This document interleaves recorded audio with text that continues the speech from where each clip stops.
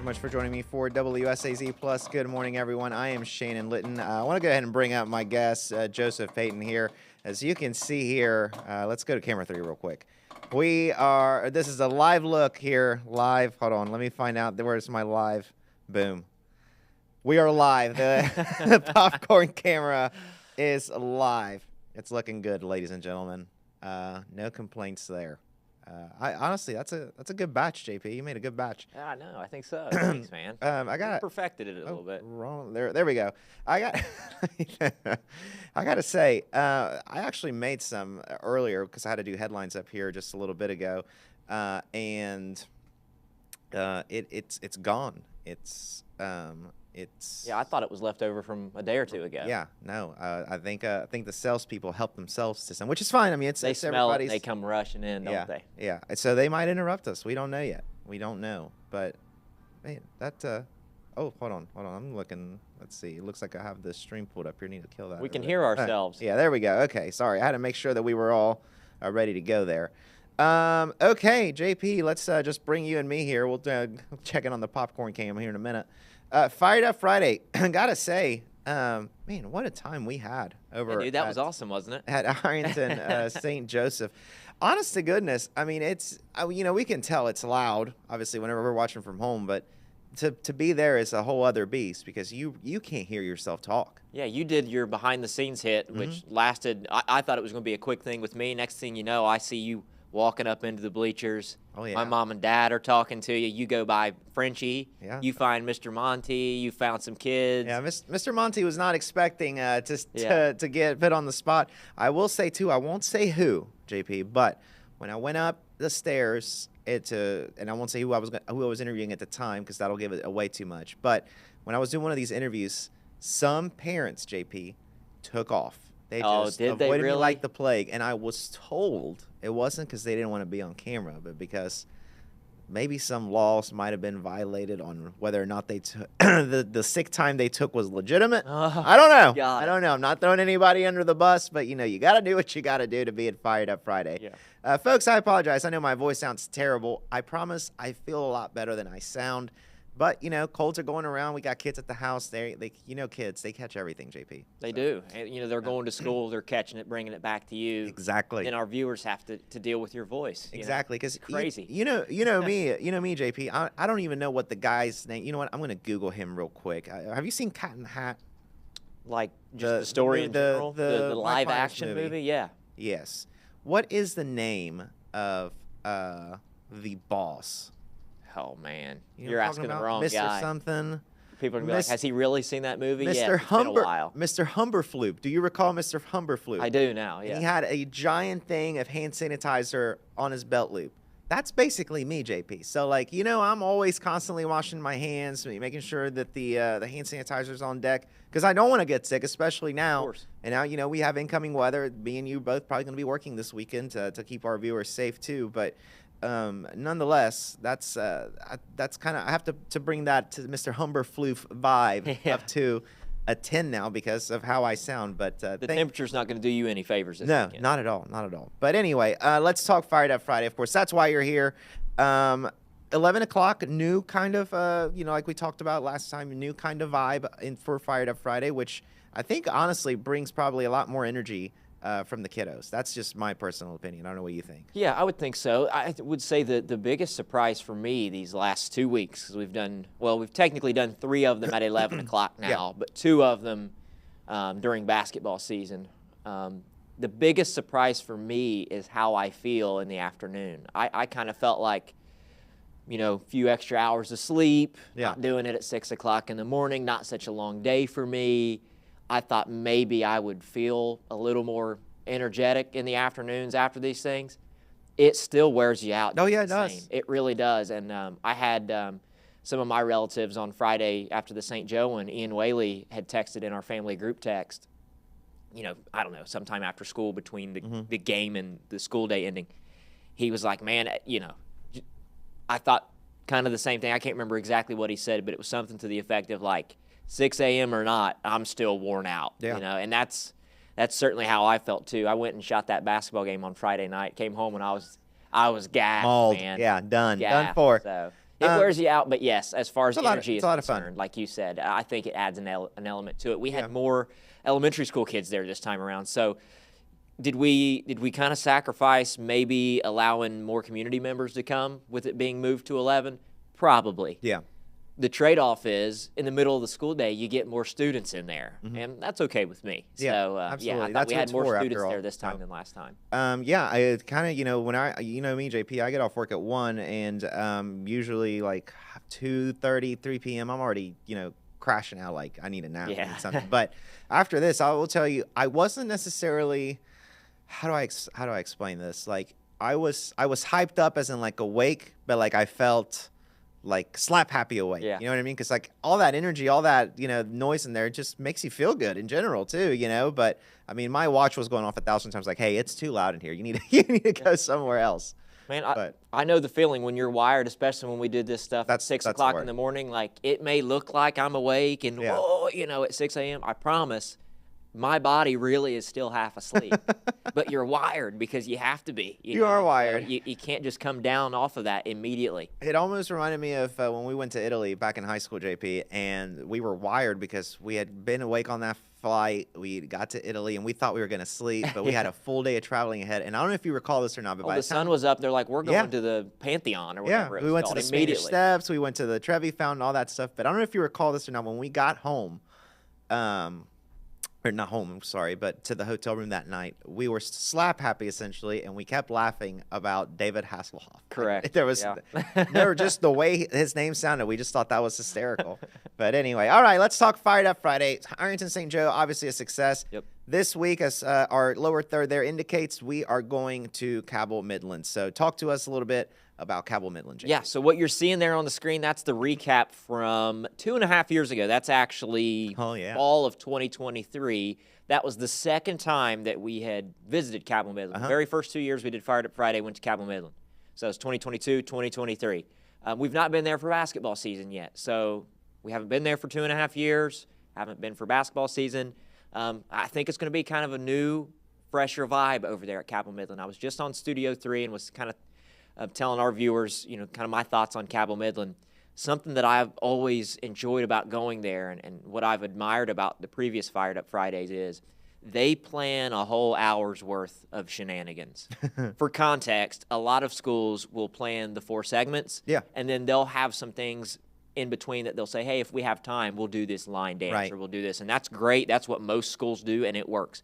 Cabell Midland is regimented, man. They've got the whole hour planned minute every by 5 minute. minutes. And they basically tell us, hey, whenever you're live, fantastic. We'll have some interview folks ready for you, and just whatever's going on, have at it. So that makes it easy for you. I imagine that's what because all I got to do is pull my interview people, and the kids have fun. They don't know if we're on the air or not. If a camera's in front of them, they assume that's the case, which is cool. So I haven't seen the itinerary or the agenda yet, but I would imagine just based on previous behavior, previous Fired Up Fridays, that's probably what they're going to do. But that also keeps up the energy. Keeps it rolling, man. Keeps it rolling. You don't want the downtime. So they have a good time with it. They're always creative. It's an enormous school. So with it being in the middle of the school day, I would imagine we'll probably have more students there than we've had the previous 2 Fired Up Fridays at Cabell Midland. Yeah, and you can tell this was a while ago. I mean, I was just seeing the video, and we've got our old graphics on there too. Yeah.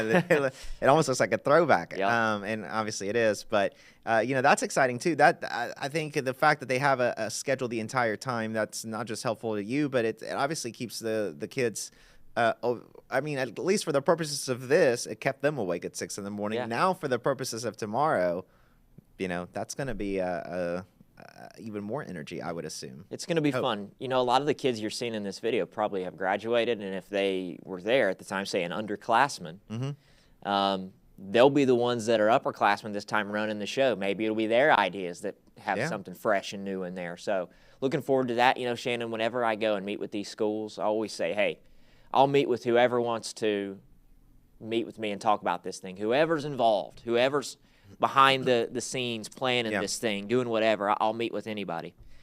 Cabell Midland always has the most staff in the meeting room before a Fired Up Friday. Does it look like a CFO board meeting, dude, CEO, all that stuff? Yeah, it kind of makes me nervous. It's kind of intimidating because it's like they take it seriously. It's a big deal, and so I don't want to mess it up when we're there. I want to make sure we're capturing the moment the way that God intended, the way that it feels in person. I want our viewers to feel that too. And so, man, you step into these meetings with Cabell Midland like we did a month or two ago planning this thing, and there's like 15 staff members in there, and they all go around the room. Hey, I'm so-and-so, I'm so-and-so, I'm so-and-so. It's like your first day of work. Yeah, you know? And they all have a specific duty, a specific responsibility as it pertains to Fired Up Friday, whether that's promoting it on social media, making sure kids sign up for certain games that are going to be played, just thinking of ideas.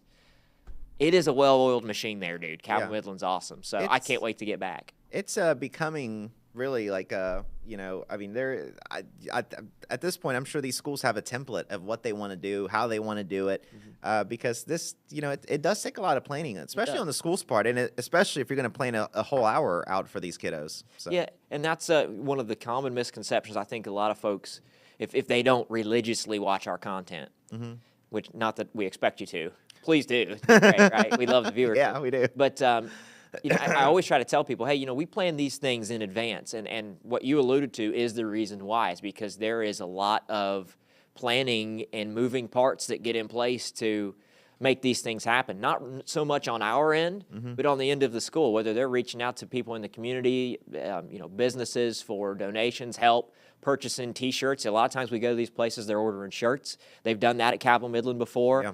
Whether it's supplies, like if you need a big bunch of pancakes or something. Somebody's got to make them. Somebody's got to make them. Somebody's got to go buy them. And so a lot of people think that we select these schools the week of or something like that. Hardly ever, man. We plan these things in advance. That way they have time to think about it and get all the resources in place to make it the best pep rally that it could be. And ask those last-minute questions, too. Honestly, JP, you're lucking out with this one, too. Obviously, with the winter, you're not it's kidding, always, man. It's always touch and go on whether or not you're going to have one of these. And I was actually thinking about this Fired Up Friday earlier in the week. I was like, man, I don't even know if we're going to be able to make it. But then I was like, okay, the timing of the storms that we're dealing with, that's Saturday, Sunday. So, if this was to be on a Monday, per se, like you can probably guarantee that would have been canceled. Thankfully, though, that's tomorrow before all this. So trust me, I've been nervous about it all week. I'm like, so you're telling me it's hitting Saturday afternoon? Yeah. Right? Okay, so that's our timing right now. That's what the meteorologists are saying. So I'm like, great, fantastic. I will say, Shannon, it does worry me for next week. I'll have to be in contact. We're going to Martin County, Kentucky, down in Inez, so I'll have to be in contact with their staff, just basically be like, hey, let me know how things are going down there, what the roads look like and stuff, because in some of these rural school districts, you may not always have the luxury of being able to clear roadways in one day or two. So if we get a big bunch of snow through Monday, the hope is that by Friday morning they're back in school and things are good, but that's not always the case. Rural school districts are closed for extended periods of time sometimes. Well, and as well as I do, those state roads get cleared first, right? Of course. Your KDOT, ODOT, the West Virginia Department of Highways, but those rural roads, that's kind of up to counties, municipalities, and they don't have near as much manpower and resources to do it. It takes time. It takes time. You got to be patient, and at the end of the day, you just got to try to be safe. Yeah. So. But, all right, I think you're looking forward to this. I know I am. I'm glad to see it. They're not letting you go to this one, are they? I haven't. There was talk that they might let me go. Man, I liked the behind-the-scenes stuff. I thought it worked. Cool. I thought it worked. I thought it was really cool. I guess that's a conversation I'll have to ask about, because somebody did mention that to me earlier this week, that was the plan, but I haven't heard one way or the other. I mean, I'm happy to do it. We have some Midland grads and Midland alums in this building that could answer those questions. Yes, and they happen to be in charge. Correct. So yeah, that'll probably be my next question after we get off the desk here, JP. But JP, thank you for always doing this. We appreciate it. I hope you folks at home enjoy watching us. Just ramble on sometimes about what we promise to talk about in our push alert, and other times about things that don't really matter, like the popcorn machine. Yeah. Popcorn can. Does matter, Shannon. It's. I will say, I hope next week that I'm not on here logistically telling folks, oh, we're not doing it. We're having to do it another day. I hope next week we're on here previewing a Fired Up Friday that will happen. Yes, Martin County High School. I am also the same. I hope just as hopeful that we'll be able to do that, because that gives us an excuse to pop more popcorn, JP. Yes, absolutely. So bird's eye view of the popcorn. Should we take this on the road? You know what? I mean, it's this portable enough. Have popcorn machines. Yeah. Maybe for just for the decor of it, that wouldn't be bad. It would be a lot. It'd be a lot easier than taking that TV there. That thing's a beast. I don't know how they got it up the stairs in this building. Probably with a crane. A crane. Honest to God, you know what? You might be onto something because the second floor here, we have lifted things up with like a crane before. So Yeah, we've got the big be. whatever you call it outside there. Yeah, I bet they. Yeah, exactly. It goes straight into what people here call the scary room. Yes. Have you been in the scary room? I try to stay out of the scary room for obvious reasons. I don't think it's that scary. Now, I think if you go into the scary room at night, probably going to be scary. I know this is probably a conversation for another episode with, maybe other people that could tell these stories. Yeah. Rumor is up here where we are. It's haunted. It's haunted. Yeah, that's what the they rumor. say. I don't like being up here after dark, man. I really don't. You start hearing noises and your brain's telling you that's a ghost. Yeah. It may or may not be. It could be the AC kicking on, but I will it scares say you. there have been times I've come up here when it's dark that I just have like an eerie feeling, and I'm just like, you know what? I think I'm gonna go back downstairs. You know who we need on here to talk about that stuff? Maybe come Halloween, you could do one of these. Yeah. Eric. Eric Fossell. Yeah. Get Eric up here because Eric during COVID lived up here. Yes, basically. so back during the COVID era, let's go to camera 4 here so you can appreciate. So all of this didn't exist. This was just office space. So there were desks here. Eric's office was over there. We don't have a camera, but it's over there on that side. I say office, but really a cubicle. And we were so separated back during those COVID times. Eric would be up here by himself. We had some right outside this room was what we would call the edit bay for a while. That's now downstairs again. So yeah, we were really spread out, spread thin, and there are stories, JP, and I don't not just Eric, but I've heard stories from Tim. Yep. I'm sure Keith and Jimmy can talk to this as well. Maybe Taylor. What we should do, since also, and I know we're getting way off topic here. They're gonna cut the stream on us. You know what? What we should do is like an MTV Cribs kind of thing. We need to give a virtual tour of the station. Take people into the scary room. That's probably not something they would want people to see. It's just a storage room. Yeah, it's just a storage room. There's all sorts of there are cassette tapes. Yeah. Or, well, I guess they're not cassette tapes. There's history in there. Yeah. Kind of like VHS tapes, but they're not that. I think what's the proper term? Beta tapes, I think is. I don't know. They different name. It's not a true VHS like you would. Right. Because it fits into Blues the camera. Clues in the 90s or something. Blues Clues in the 90s. All right. Well, we will talk about Fired Up Friday next week, see what happens with that. Yes, but more importantly, in the future, at some point, we will talk about the scary room and about the station at all. Maybe. Yeah. I mean, honestly, that'd be a good Halloween episode. I'm not against that, JP. I'm all for it. Write it down. All right. One last look at the popcorn camera. We're live.